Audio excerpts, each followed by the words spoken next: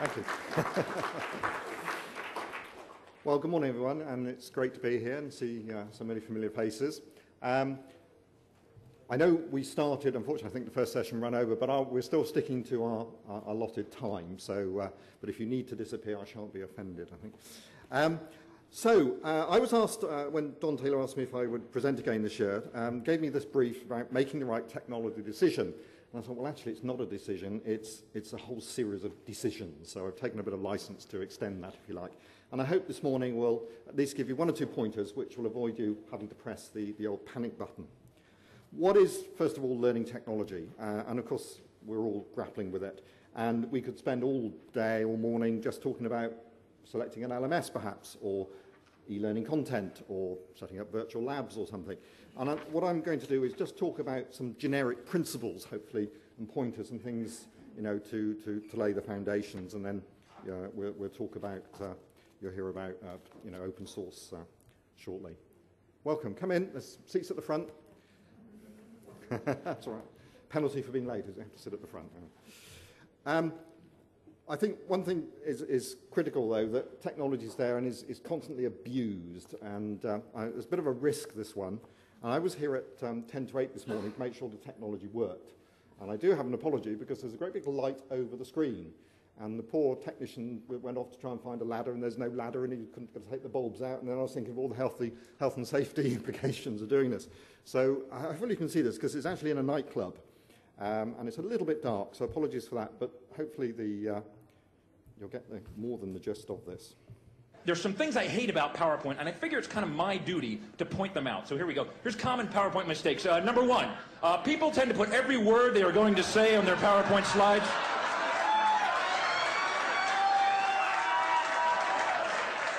Although this eliminates the need to memorize your talk, ultimately this makes your slides crowded, wordy, and boring. You will lose your audience's attention before you even reach the bottom of your first slide.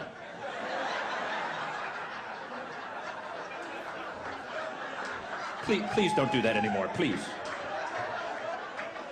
Number two, most common, many people do not run spell check. Big mistake. Nothing makes you look stupider than spelling errors. If it's got a red line under it, recheck the spelling. And finally, I hate this. Avoid excessive bullet pointing, only bullet key points.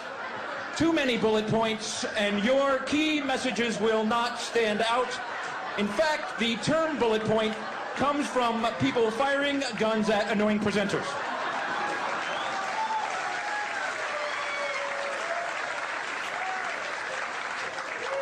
Hence the bullet point. Bad color schemes, not good.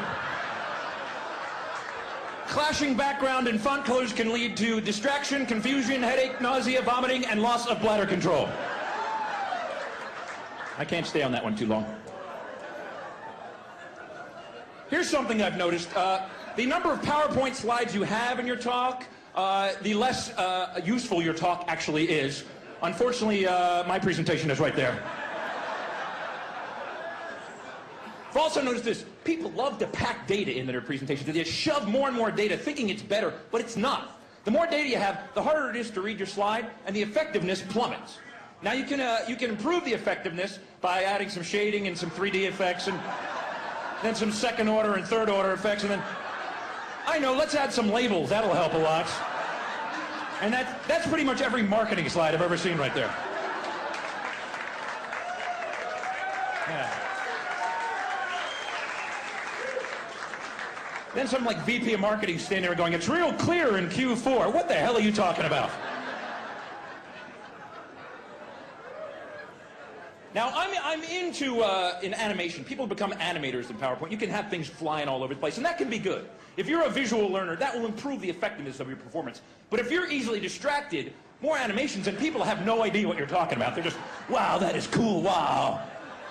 And there's regions here, by the way. There's the simple but effective region. There's the active but confusing, the effective but boring, the active but ineffective, the dull but static region, the busy but useless, the ADD only region, the useful but amusing, the stupid but confusing, the dull triangle, the hyper triangle, the sleepy square, the dizzying pentagon, and everything else I just call pointless motion.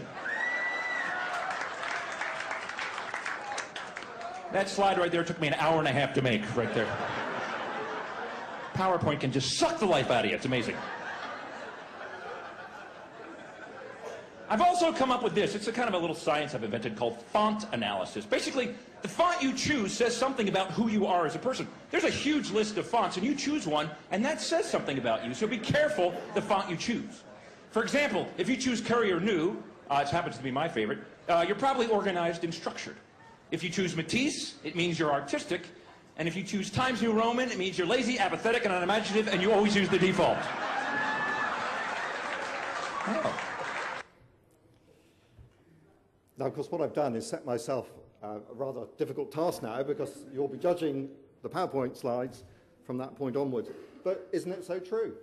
I was actually at a big HR conference in Birmingham last week. Anybody go to the ICC? Well, probably just as well, because all of that happened. People stood there for an hour reading their bullet points. It's quite extraordinary. And so hopefully I can do a little bit better. But it does, illustrate that actually any technology can be abused and misused, so we have to be careful. So let's focus on the basics. And actually, the first thing is, actually, it's not a technology question.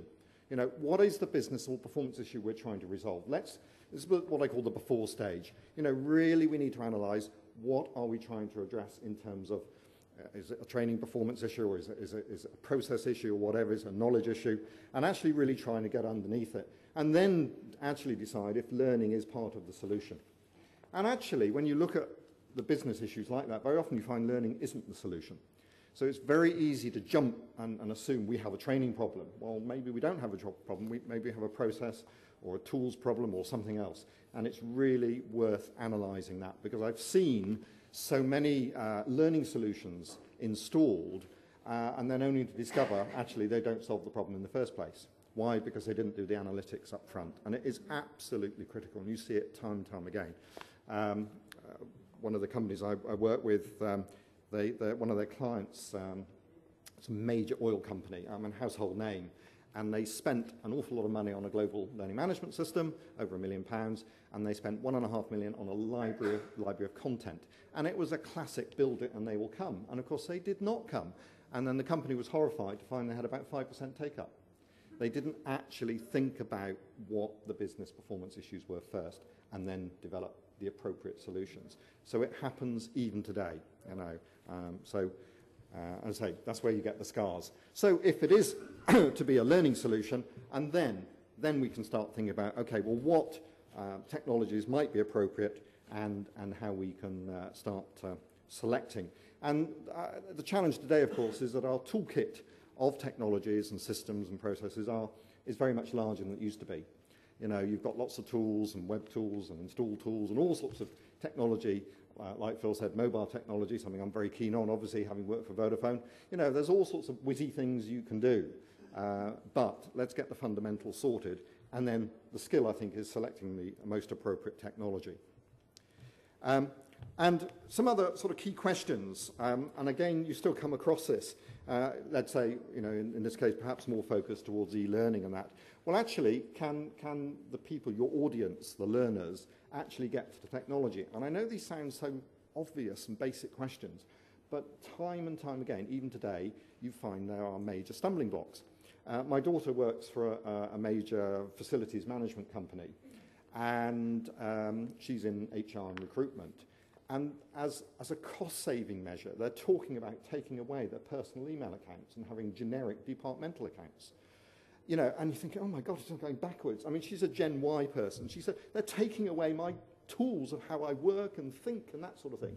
And of course, the e-learning system relies on the email as a unique identifier. So, somebody sort of strike of a red pen in terms of a budget cut actually is having huge implications for that organisation. Absolutely massive. They haven't thought it through. And it's going to be extremely disruptive, but it's going to happen. So, do they actually have access to the IT? Is the connectivity there? Do the browsers have the right plugins and so on? Even basic websites. A lot of people are using Silverlight. Have you seen that, the plugin for, you can do all sorts of wonderful things as part of browsers. But in the corporate world, a lot of corporates will not have Silverlight and other plugins available yet. They're way back in terms of, the old technologies. When I was at American Express, I mean, it was only 2 years I left, you know, they still had green screens in some parts of the organisation. So there's no way you're going to, you know, actually deliver, you know, an enticing or engaging e-learning experience on that. You really have to be, you know, more inventive. And the other issue, and of course it is a legal issue, is about accessibility. And again, you know, don't fall short because you want to save a bit of money perhaps and not making it accessible. And the UK is pretty strict about it because the Disabilities Discrimination Act, quite rightly. But if you go to Australia, they're even more strict about it and so on. And if you're working in a global environment, you really need to, you know, get this right from the beginning and think about it at the design stage. And lots of things you can do. So obvious ones, but still big problems today in lots of the corporate organisations where this is a problem. The other key issue is actually, do you have the skills and capabilities in-house for your own staff? And again, I know that sounds obvious, but it is a real issue. Do they have access to the software? You know, do they have access to the authoring tools? Do they work again on their technology? Are they trained in using these tools? Do they have the time to do it? You know, if you're thinking about a do-it-yourself technology approach, you know, actually do you have the skills and capability, and do they have the time to do it? And can they manage all these balls in the air? Because there are lots of things, and we'll just talk about those briefly in a moment, that you need to manage to make this a success. And often what you find is that you get an enthusiast as part of your team. Oh yes, I want to author our own content. So we buy an authoring tool and they start building some good stuff. And you often find that they're doing it on a goodwill basis in their own time. They then go and get a job somewhere else, and the whole thing falls apart. You know, your in-house production capabilities just walks out the door. So it is a real problem. You really need to think this issue through, and you know, can you support that technology going forward? The other, I think, issue, and again, these are sort of standard things that so often fall over, is actually your organisation's culture for learning through technology actually right? You know, what we found at Vodafone, that line managers would support people going on a course. You know, they were supportive about development and so on. And of course, while somebody's physically away from their desk, they're on a course, that's fine. They're not there to be bothered. But when we started introducing e-learning, we found that people learning at their desk, because they were in the sight of their manager or supervisor, just put that aside a minute, can you just do this for me? And they were constantly interrupted. You know, that they forgot that actually people still need that time and space to do that work, although they, you know, and the physical location might be different. And it was just a cultural thing that we hadn't thought about it. So we started introducing things like they'd have a little pop-up stand, say, I'm learning. I know some organisations, they have a baseball cap on, and on the back of it says, please leave me alone, I'm learning. You know, just as a friendly reminder to, I'm at my desk, but actually I'm doing something else, and it is important, you know, and I don't really want to be interrupted if at all possible. So little things like that. If you're thinking of going around the informal learning approach, you know, like through wikis and so on, blogs, something that, again, I've hit several times is that the internal legal team have been really, really nervous about that. Anybody suffered that? About user-generated, particularly, yes, particularly in regulated industries. I mean, American Express, paranoid. Absolutely no way was going to be user-generated content. One of my consulting clients is a pharmaceutical company, and every bit of published documentation has to go through an approvals committee. So from a legal point of view, there is no way they're going to have user-generated content. Just absolutely no way. And when I first started at Vodafone, again, group legal director, I remember having a big barney with him. No way, as a policy principle. 6 years on, Vodafone now has a wiki, you know, but it was that mental journey they had to make, and that trust and worry about introducing it. So yeah, great wikis and Twitter and all sorts of informal stuff, fantastic, great technology, but actually you might find culturally or legally it's just not acceptable in the organisation. So again, check these things out first before you start making these investments. So obvious, but again, get your IT director on board. It needs to be your best friend. And generally, if you ask them first, I remember when I again started at Vodafone, the group IT director said, do you know, the first person ever to come and talk to me before an initiative has been rolled out. He's always having to firefight. And actually from that point, became a friend, a real friend, and actually included the learning strategy as part of the IT strategy. Because most IT directors want to have their systems built and developed further and more capacity. That's what they're interested in. And if you can give them a reason to work with them to do that. But I did remember talking about doing virtual classrooms with him and having a video, and he went apoplectic, absolutely crazy. You can't have video, it will crash the whole system, and so on and so forth. And again, a few years later, they had enough capability, and we actually had IPTV. So, it's a journey, but just make sure you've got these people on your side. And the other big hurdle often is the IT desk. And it's not just a question, will they support it, but can they? Do they have the skills and capabilities? And again, we have to help them with sort of decision trees, because if something isn't working, is it, they can't log into your e-learning system, perhaps the LMS? Is it a technical issue? Is it a desktop issue, or is it a software issue, or is it actually the LMS and what have you? And you need to get these things lined up, because it's the user experience is so critical. So often companies, even today, again, you don't have single sign-on and so on, and it actually is quite difficult sometimes to achieve what you want to achieve. So just get some basic ground rules makes, if you can clear these out the way, it does make the learning experience so much more, easy and much more engaging. You don't lose them at the first hurdle. Now, Don asked me specifically to say 5 tips to think about when considering vendors, and of course there's a multitude of things, and you've got an armful of vendors downstairs to think about. I think the first thing to remember is that a vendor's there to sell, obviously, and they've got to tell you things that they think you want to hear in that sales proposal. Again, I'm sure we all experienced buying stuff, but actually dig under the surface, and actually, particularly around open source, and I'm sure Moodle, okay, it comes free, but does it? Is it free? What are the configuration? What are the setups, and so on? And usually there's a cost associated with these things. There's always a cost. Are they a financially stable organisation? Are they going to be around, particularly in the current climate? Are they going to be around in the next few weeks, months, or years? And is the technology stable as well? Actually, is it a good technology platform? Even today, so many systems actually are not technically stable. I remember being involved with a project where we were using a process management tool, which in itself was very good, but we wanted to use it internationally and in about 12, 13 different languages. And it was already existed in the organization. We were told, yeah, it's multilingual, no problem, da-da-da. But actually, when we started plugging in the translations, there were still gaps and all sorts of troubles, came out of it. And I remember going to their office and complaining about this, and the particular technical guy who was in charge of this area went down, and this love. They just love the technology and love and he was saying, oh yeah, but it does this and does that. I said, no, it doesn't. I said, I don't care what the technology, how it's built and whether it's the best thing since sliced bread. But actually, from a user perspective, it does not work. We are not getting clean translations. And we went through about 13 iterations, and it was extremely painful. So, beware of that. Does it work out of the box? They all claim it does. Is it a configuration issue? But a lot of software still does not work out the box. Can you plug it in? Will it work? Does it do what it says on the tin? Really check this out very, very thoroughly, and make sure that, in terms of any customization issues, think about the implications of that when you come to upgrade. I was just talking to a colleague downstairs, and they have a big enterprise system, and she was complaining because it's been upgraded again, and they haven't even fixed the problems from the previous version. It actually cost them a huge amount of money. It was an airline company, a global airline company, and the impact on the organisation of this upgrade by the vendor was actually horrendous, and they're still not fixing some of the bugs from the previous versions. So you really need to dig into that.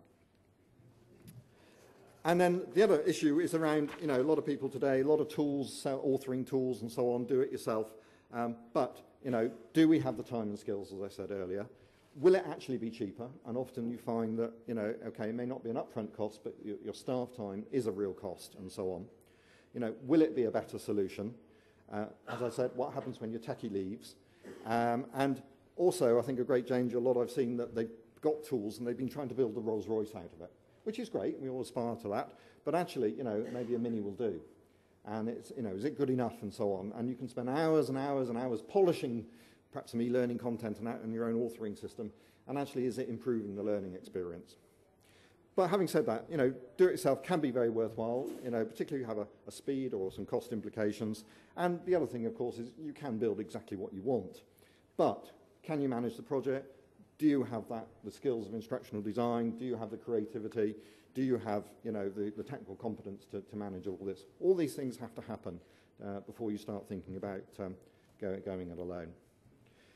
One of the things I did at Vodafone, when I first went there, we didn't have any authoring tools. We did put an LCMS in, but we didn't switch it on. And the first thing we did to try and get some consistency was rush out some guidelines for e-learning procurement, so that everybody was buying to a particular standard. We defined our own technical standards, we defined the technical environment, we defined navigation and these sort of things. And then we gradually started building on that. And it was a great asset because it meant we set some foundations around going out and buying stuff, but also building things, because we were very concerned about, again, the end user. The end user's experience was absolutely critical, because so many people have got a very bad image of e-learning. They've had a bad experience.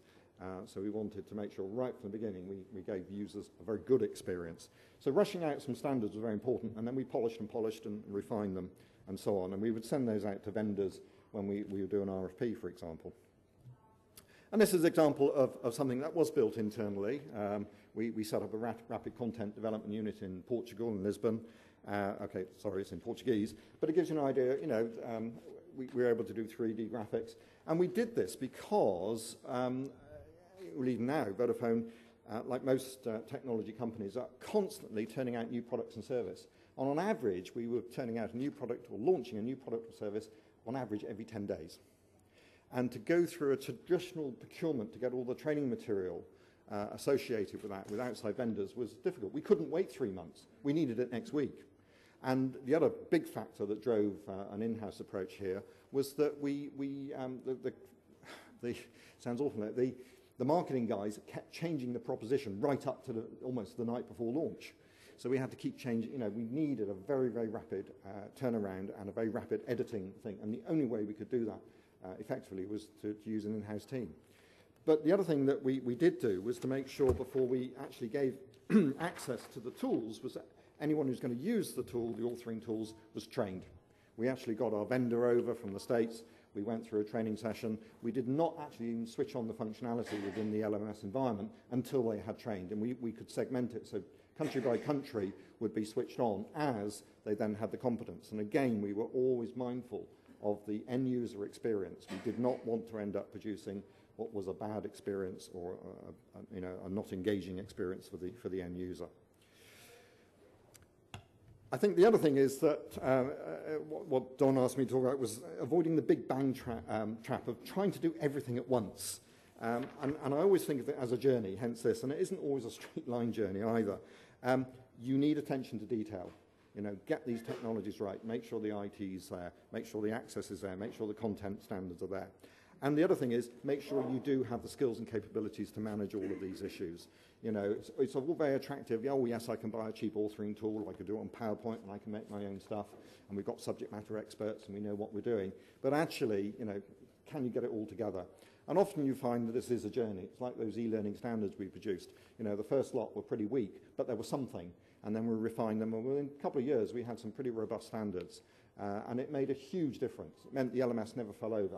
It meant all the content was available, and it was all business aligned to a particular requirement. And it does make a huge difference. So make it a journey, and the trouble is, of course, you never get there because it's a moving horizon. But think about it as a journey, not just a one hit.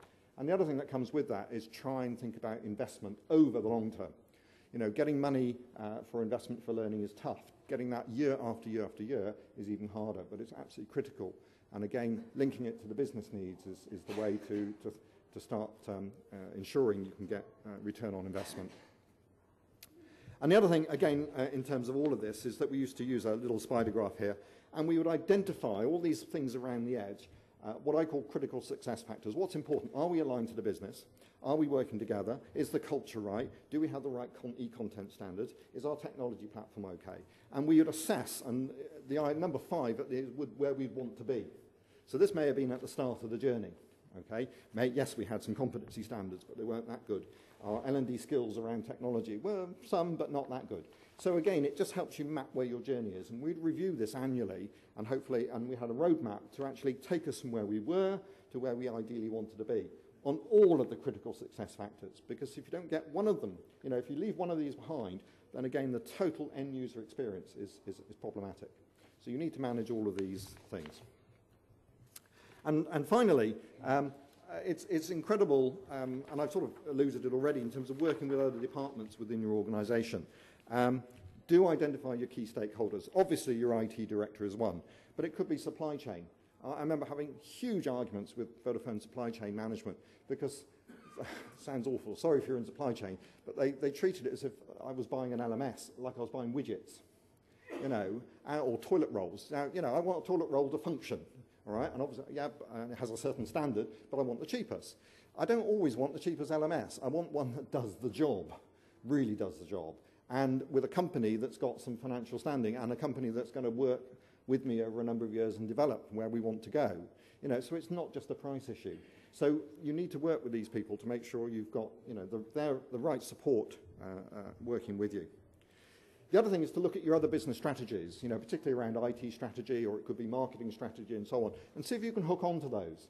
You know, if you, like at Vodafone or another company, American Express is a good example, very proactive in terms of new products and services in different countries. And so if you can ride down that bandwagon and align the learning to those initiatives, then you'll find other resources coming along with it. And it's far easier to work with those established strategies, the marketing strategy, the building, whatever it happens to be, property strategy and so on, and actually hook onto those, and you'll find resources coming your way. The other thing I'm constantly amazed about is what's out there already. Again, I've already mentioned it, this process management tool. We were wanting to introduce a Vodafone performance management system, and we didn't have a lot of budget, to be honest. And scrabbling around, I discovered, already purchased, and nobody was using it, was a process management tool, a very good one actually, US-based company. And so we were able to use that software, and it was a configuration issue, and it did the job. It wasn't brilliant, but it got the job done, and it was sitting there on the shelf. And I found this at Amex as well. We wanted to hook a knowledge management system in with a call center management system. And they're sitting unused because people hadn't paid much attention to it and didn't update it, was a very good knowledge tool. So it was, but nobody wanted it, and they didn't rate it because the content in it was out of date. But hooking it into what we wanted to do, focusing on the content, we actually had a tool at no cost that was already there. So you'll be surprised what often exists and sitting on the shelf in the customer. And the other thing is again, linked to what's out there already. You know, anything your system, your learning technology needs to talk to, go over, access, integrate with, involve them right from day one. Get them involved and work. Just like I said about, you know, I wanted to run video over the Vodafone network. No way. But after a couple of years, yes, we were able to do it. So, you know, actually work. It's all about stakeholder management. You know that. So hopefully that gives you some sort of general hints and tips, and that you don't have to press the old panic button. I wish you well with your technology, and ready for questions.